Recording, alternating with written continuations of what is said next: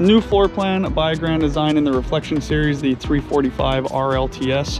One major feature is the drop frame. There's now some massive storage at the front here that is built in. It's gonna be a huge difference and a very big benefit. Great amount of space in here. One of the coolest features that we have is the couch that you can lay down in that way. As you can see, there is new colors called Collins. So a little bit lighter in certain areas. You've got it in the island and in parts of the trim. It does amplify it.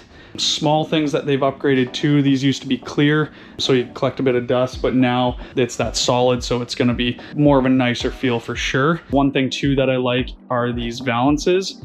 This is actually wood instead of that kind of lighter material, so really great to have that on board now. One of the biggest differences from this and the 315 RLTS, a quick shot of the washroom, the bedroom. The bedroom is next level. There's a queen bed in it right now. There is definitely room for a king bed, but look at the his and hers closets. So these slide. You got one side there. You've got the full middle here with a drawer, and then you have an entire another side.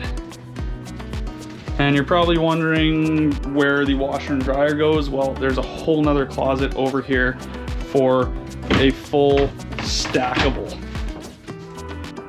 So absolutely massive change with having that drop down frame. It just allows for all that space and then still being able to get the washer dryer.